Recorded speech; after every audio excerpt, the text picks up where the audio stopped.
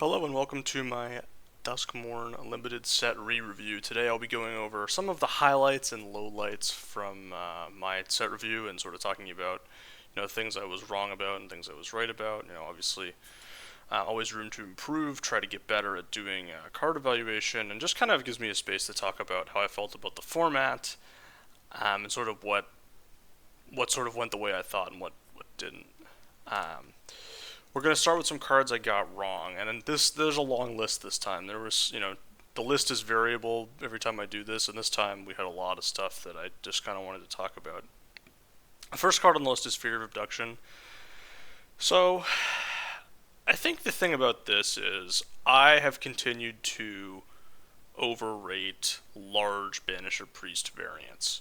It's because every time I see this, like, and every time they print one of these, I'm like, they get me again. Like, cause this one, like last time, I was like, they're never gonna get me again. Like, they printed the Coyote, and I was like, oh, the Coyote's so sick, cause like there's so many tokens in the set, and it's like a 5-mana 3/4, and you exile a token, and it's a 4/5, and it's like that's so good. Well, it turns out that like when you weren't exiling a token, it was basically a disaster.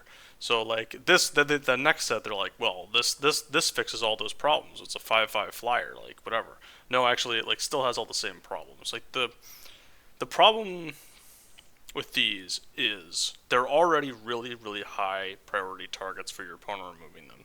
And this is supposed to solve that by putting the thing back to your opponent's hand, so it's like not as good of a tempo thing, and like you get a thing back in theory.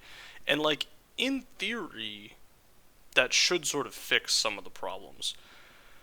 But the issue that it doesn't solve is like you have to like having the additional cost to cast requirement, um, instead of it being like exile by choice, like you get exile something you have by choice, really hurt this a lot. I don't even if it was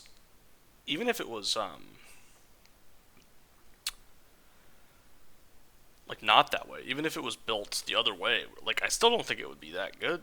Like it would be better, but I don't think it would be that good because again, it just runs into the problem of this is the highest priority target you're gonna have in your deck, and like removal exists now. It's not like we're living in a play booster era where removal is good and you should be playing a lot of it. It's not like people aren't going to have removal in their deck. So I do think that this type of card, just in general, has gotten worse in the play booster era, and it's something that I need to adjust to. So the second card here is Grand Entryway, Elegant Rotunda. Apologies for the sidewaysness, but like the template, the slide template, I couldn't be asked to turn it sideways. Um, the thing with this card is that it's just too low on rate on both sides. Like both the sides' rate is just too bad, and then you can see that I'm not off by a ton. Usually when I like talk about cards I get wrong, I'm like, oh, I'm 2 tiers off. That's when I start being like, oh, I was really wrong. Now because I only use 5 tiers, I'm wrong when I'm 1 tier off. Like I'm actually I have to grade myself pretty harshly in terms of like being right or wrong because other people who use different grading systems can be more. You can be like, oh, I was only like a grade or two off. It's like, but for me, if I'm a grade off, that means I was pretty significantly off. Unless that's like it gets a little in the middle, whatever. But this is one where I think I was actually off because I thought this would be sort of a foundational piece to white decks. It turned out that it was bad. Like it wasn't bad, but like in just any white deck, it would be kind of bad. If you were playing blue-white, it was fine. Like it's fine to good, but like you basically didn't really want it anywhere else. Like it was like green-white wasn't a playable deck. Red-white would probably play this, but like you actually weren't that happy about it. And then black-white basically doesn't want this at all. So, and black-white also not that good. So I don't really. I don't know. This just kind of missed, and I think rate does kind of matter, at some point. Get Out. So usually when I do these, you see a lot more cards that I overrate than cards that I underrate. This is strange, just because I'm naturally a pessimist. So you would think that I would rate more cards negatively, but I guess doesn't translate to card evaluation in limited. this is an example of a card that I underrated. There are a couple of cards I underrated on this list. I try to get a mix, but it's not always easy to get, like, because I want to talk about some things and not everything. Um, so this card was a lot closer to Counterspell than these variants typically are, because there were a lot of enchantments, and you know, it being able to pick stuff up kind of fixes the problem with this. Like, even if it doesn't counter an instant, right? Like, a lot of times, what instants do you actually care about countering? Removal spells. So, like, they're the only scenario where your opponent can actually, like, get you for holding this up is casting, like, a draw spell. That's kind of it, right? Like, if they cast a removal spell, which is, like, an instant or sorcery, you can pick up the target. If they cast a creature, you can counter it. If they cast an enchantment, you can counter it. The only way they kind of get you is they cast a pure draw spell, which there's only like one of in the set, and it's Glowing Burst, which is a good card. But like, you can kind of like this.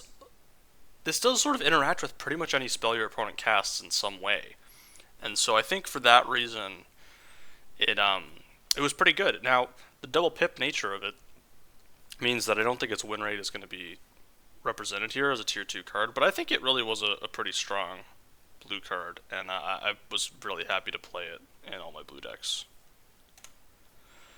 Unable to Scream. So, Unable to Scream is another reset card for me. I see this type of effect and historically just kind of write it off.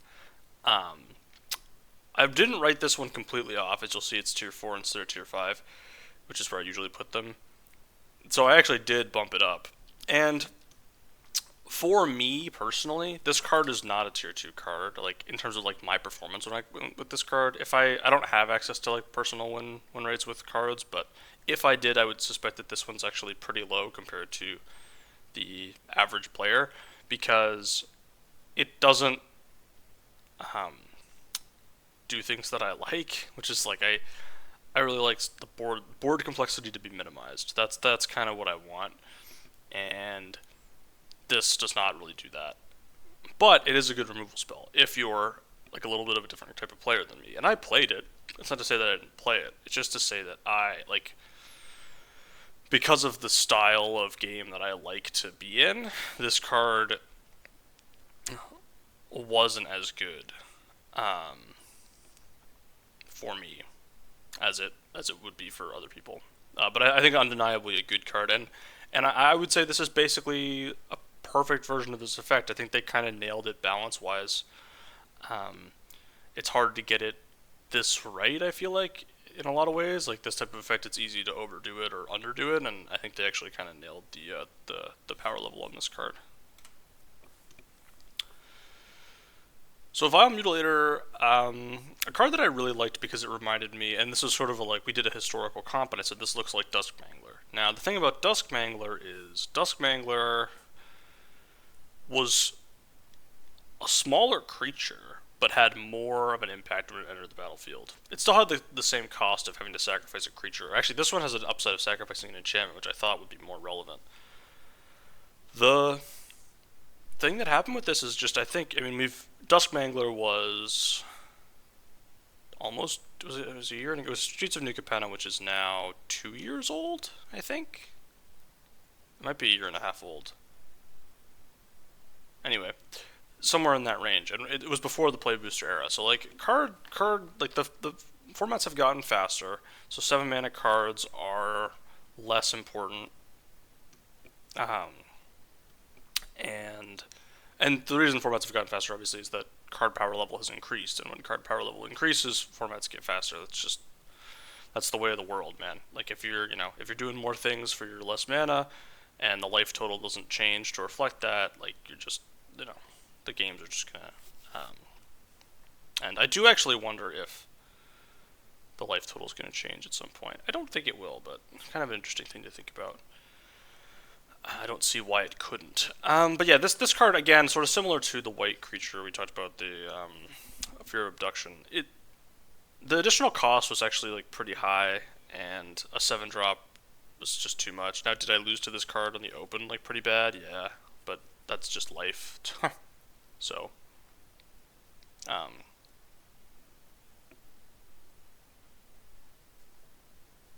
and I don't know. It's it's just it's a fine piece, but it doesn't like it just was never premium. Like, you could play like, it wasn't bad. Like, I have it in tier 4, but it wasn't bad. Like, you could play it. I just think tier 4 represents kind of like the fact that it's very expensive. Clockwork Percussionist, another one that I underrated by a couple of tiers. Um, yeah. So the thing about this is that it did a lot of small things, and also part of the reason I underrated this is that one drops have been bad for a while now. Like, they since LCI, one drops have kind of been, aside from obviously 3-bit Inspector, which again, like, that one was a no-brainer. Obviously an A, obviously a tier 1 card, obviously like one of the best cards in the set.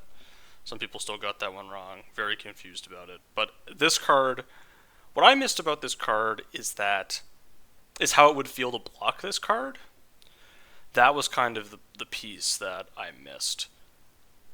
Um, like, you basically were just able to bluff with this no matter what. Like, you were basically just going to attack with this almost no matter what the turn that you played it, even on like turn 5, because the red combat trick worked so well with it, and because even if they like actually called and you just cycled it, it's not that bad.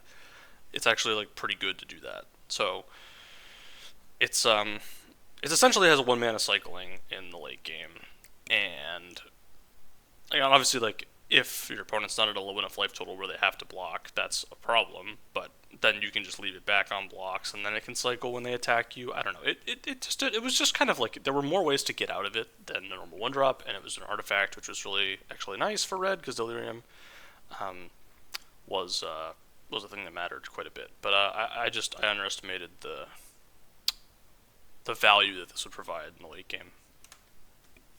Manifest Dread, another card that I overrated, and again, similar to the white card, only by 1 tier, but I think it is a pretty important distinction between a card that you're happy to have in a deck and a card that you're like, oh, I'll put it in my deck, but it's not great.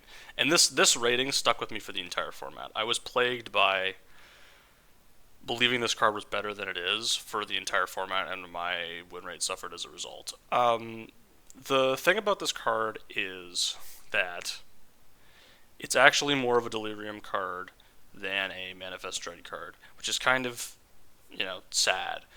But it also highlights the problem with Manifest Dread. Manifest Dread is a mechanic missed. In terms of like what me and many other people thought pre-format, it missed. And I think there's a very clear reason it missed. And the reason it missed is you just didn't hit creatures that much. Like, this format did not have had a lower creature count than normal. There were more enchantments. There were more playable artifacts that were creatures. There was cards like this that manifested dread that weren't creatures.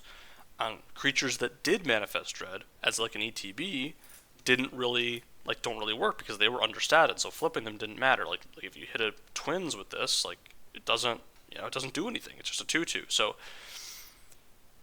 manifest dread is a mechanic that in a vacuum is like, if you were to take a card, if you were to put a card with Manifest Dread on it, like if you were to take this card, for example, and put it in, I guess not, this card in particular is kind of a bad example, but any Manifest Dread card gets better in a set with less Manifest Dread cards, because Manifest Dread cards are, by and large, not creatures or things that work with whatever. So it's kind of a self-parasitic mechanic where it gets worse the more you do it, to some degree. If you're trying to think of Manifest Dread as anything other than make a 2/2. If you just are happy to make a 2/2 and get some stuff in your graveyard, it's perfectly good. And that's why I think this card is more of a Delirium card. But again, creature space getting eaten up by enchantments in this set was pretty big. And again, you just, like, the creatures were kind of not that great. And like, even if you hit a creature with this, it's like, well, I mean, maybe I hit my 5-drop, but you do have to just block on turn 3 sometimes. Like, you just gotta block. Like, Manifest Dread was underwhelming, I would say, as a mechanic, and this card is the perfect exemplifier of that. Another one I underrated, Midnight Mayhem. As you can see, this is a lengthy list of cards I wanted to talk about in terms of being wrong about. Specifically, just like Red-White as an archetype was an archetype I underrated, and it's not usual for me to do that. Like, it's a miss. It's kind of an uncharacteristic miss for me.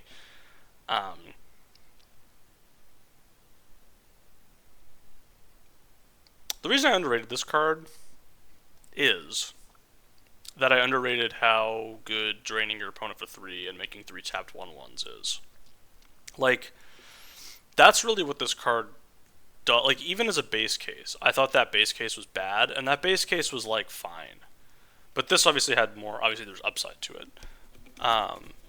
And it's not a card you would really want to pick early, but it is a tier 2 card in red white. Like, I think if I were to really rate it, I would say it's probably tier 3, like in terms of like where I would pick it. And that's sort of like where I'm aiming to move my draft of my evaluation of cards in the future, because I think that's what is actually like matters. Like where you should pick the card, I think matters in terms of where you're rating it, and not necessarily how strong it is when it's on the battlefield, because like who cares? Like, what matters is when you take the card in the draft, not how strong the card is once it's in play, right? So that I think is going to be something I'm going to plan on doing moving forward. And yeah, this just kind of was a miss. Although I do think, again, tier 4 in terms of like draftability is not the worst grade ever. So like I think I would probably move it towards tier 3. I think if I were to pivot a little bit, which I think I'm going to officially codify for the next set review, is say, hey, I'm gonna evaluate these cards based on when I think you should take them, and not based on how independently powerful they are. But yeah, I just didn't believe in this archetype. I thought it was going to be undersupported. There was just so many. They really supported this archetype. There were a lot of creatures with power 2 or less in red and white. Like almost every common. I don't know if it was almost every common creature that mattered was power 2 or less, and it was decent as a result. All right, here it is. Growing Dread, another miss on Manifest Dread. I really liked this card in previous season. It's fine. It's a good card. It's certainly a good card. But like I said before, Manifest missed, and a lot of the reason Manifest missed for me is you just don't hit creatures as often as you weren't flipping stuff up as often as I would have liked. And this card, I was like, man, if you flip anything up, like, that's probably just game. And yeah, it wasn't, but like, I mean, when you flip stuff up with this, it felt pretty good. It was a pretty strong thing to be doing. But once again, we see sort of the problems of Manifest card that isn't a creature. You're playing another enchantment in your deck, and like it just doesn't quite get there. Manifest just didn't quite live up to the hype for me anyway. And also, I just need to 2-mana 2/2 flash just isn't that good. Like I don't know. Like I really like a 2-mana 2/2 flash, but clearly the data indicates, and like I think just having played with the card indicates that it's not anything to write home about. So like the base case being a tier 2 card, I think needs to be bumped down for me. A base case needs to be tier 3 for a 2/2 with flash, which is essentially what this is. Now, finally, onto some positives. Cards I got right: Fear of Isolation.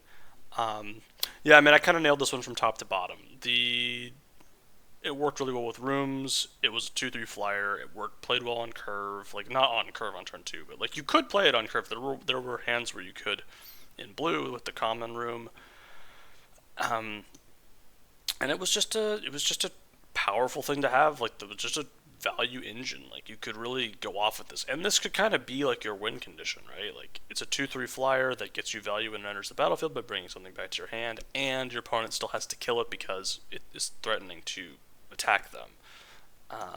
There was lots of like equipment and stuff that worked well with this in the set. Actually, like you could actually equip stuff. If you had the uncommon artifact machete, you could bounce the machete, replay the machete, whatever.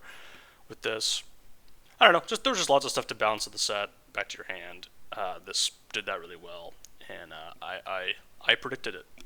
So that was a good shout. And I think this is a card that To a certain extent, as format specific, I would probably, if you were to reprint this card in an average set, I think it wouldn't be this good. But I do think that, the format context, we did get that one right here.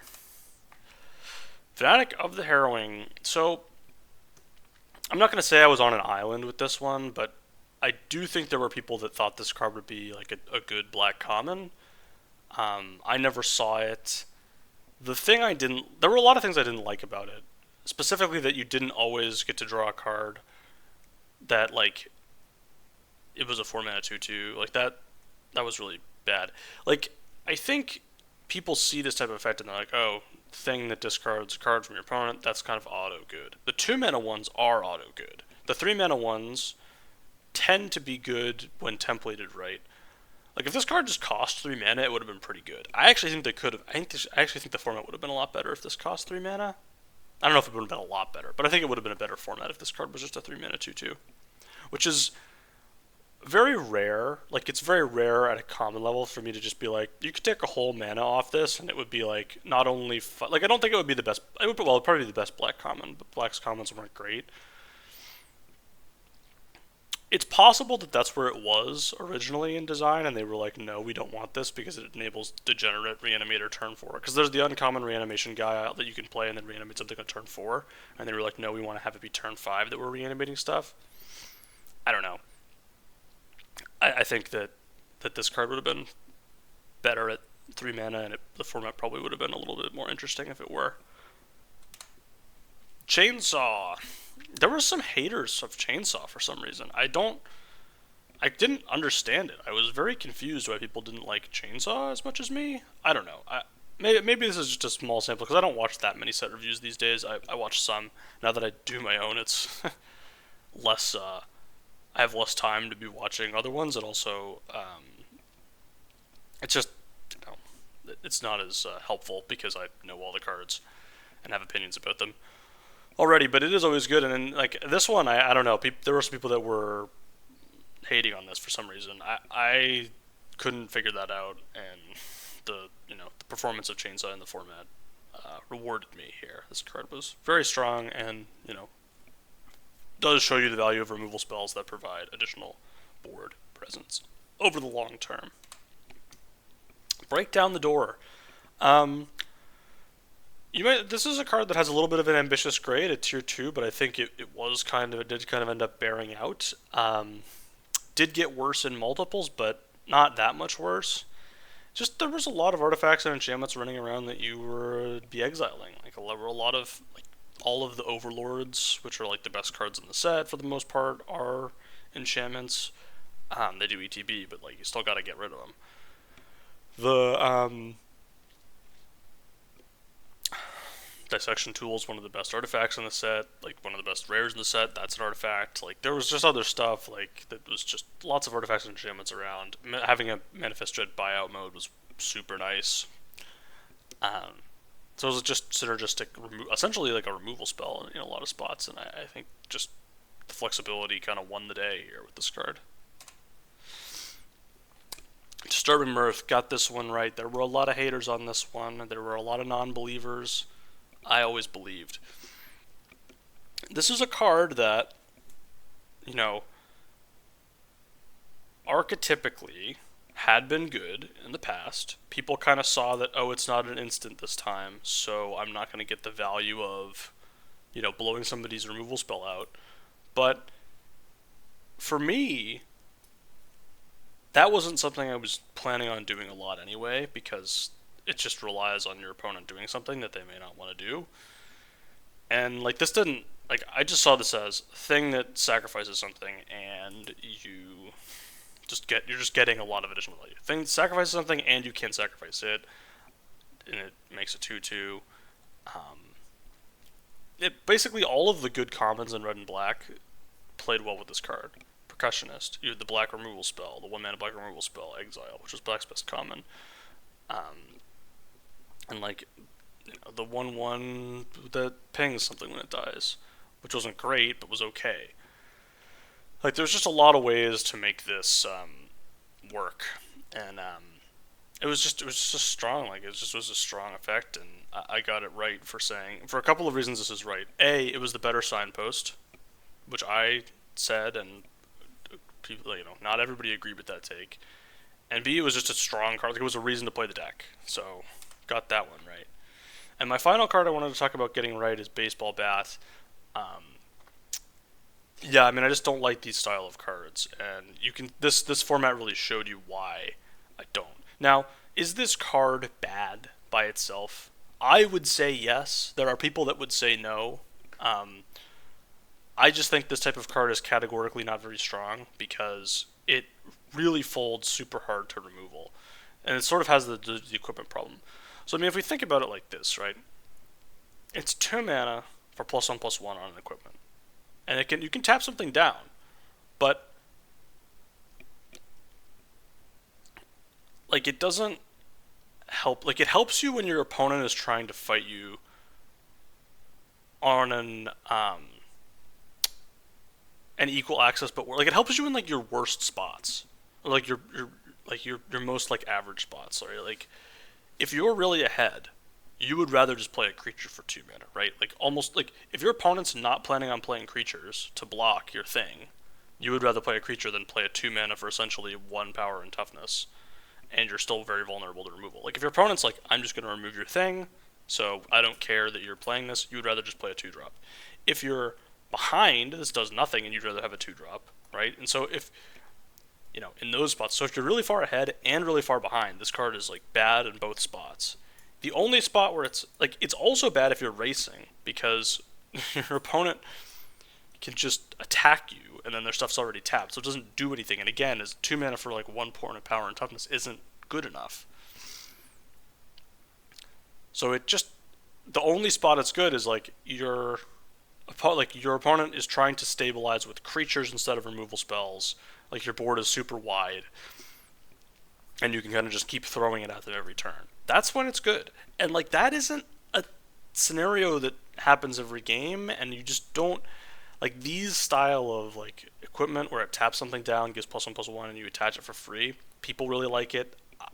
I have yet to see any evidence of them being good in limited. People say good cards. I just don't see it. I have yet to see these cards be like actually like a card that you would take in the first half of a pack. I have yet to see it. Like we had Thunder Lasso from OTJ. Thunder Lasso was essentially, I think, exactly this card. I mean, like it was just white mana, but it was essentially exactly this card. Now that card was better because it was monocolored, but even still, it was like a tier 3 card.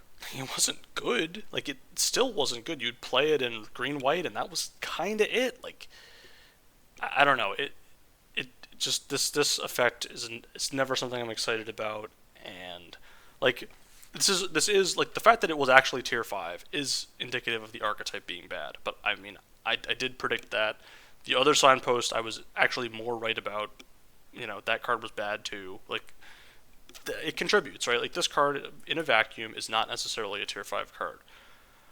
But as I have talked about, it just for me is never something I want. And now, without further ado, we move to the final slide, the overall rating. I've given it a 7 out of 10. So 7 out of 10, as many people will know, is sort of the new 5 out of 10. Obviously, I like limited Magic, so I'm going to be giving high grades to stuff. I gave this a lower grade than Blue Burrow. Now you're going to $4,500 might be $3,500 might be the reason.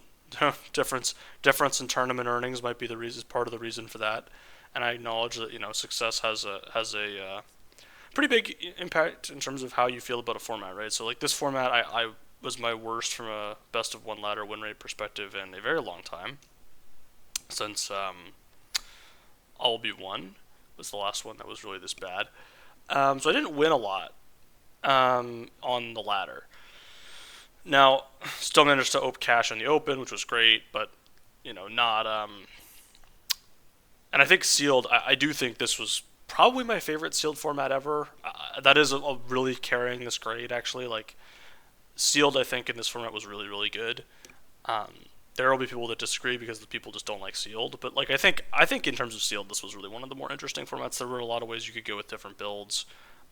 It wasn't necessarily 100% clear what you were doing. I think pretty much every pool had something you could do, even if you didn't get rares. There was stuff you could do, and I do think sealed was pretty top notch. I will say, as somebody that likes sealed more than the average drafter, I wouldn't say I like love the format, but I would say that like I would never play it over draft on ladder. Like if I had the option of like sealed or draft on ladder, I would draft. Um, but during opens or during the qualifiers, it is I do kind of like it in that capacity. So it's not so bad. I think that another thing to discuss is that the set balance was undeniably good. I think every color was viable. I think although I believe that red was the best color, I don't necessarily think that any color was unplayable. Black was definitely the worst, and I think red was definitely the best. The rest of it was kind of all. I mean, you could even make the argument that white was the worst by the end of the format. I don't think that's necessarily true, but I would definitely put it as second worst. Like I think my ranking would go red, green, blue, white, black would probably be my color ordering. And there's going to be a lot of people with differing opinions on that. And so that I think makes for a good format in terms of balance. Um, One thing I did not like is that it was sort of a swingy draft format, which is partially a play booster thing. Fewer cards, more double color signposts, so you kind of get like if stuff is open and you're in the right lane, you get lucky. Sometimes you just don't get lucky, which does feel kind of bad. I had some deck construction issues where I just like didn't build stuff right. Like I don't know. I was just kind of my barometer was always kind of a little bit off in this set for some reason, and I never really quite figured out what it was. I've been doing a little bit better lately. As the format's progressed, I've done a little bit better. But playing less and all that. So yeah, I think it was a good format. I certainly think it was a good format. Some people are going to put this in like the all-time list. I'm not going to put that on the all-time list. Eerie was cool. Eerie was a cool mechanic. I'm glad they let the wheels come off and didn't make it just once per turn. Really nice. Really liked it. I think Eerie might be the best like semi-keyword since Spellcraft. I don't know. Maybe. Might be. Just sort of in that same category. So yeah. Duskmourn, that's putting a wrap on Duskmourn. It was a good format. I mean, almost all limited formats these days are good. I think it's going to be better than Foundations. I don't have a lot. I mean, if Foundations really is a core set, we're gonna have some concerns. But yeah, that's it. Thank you for watching, and I will see you next time.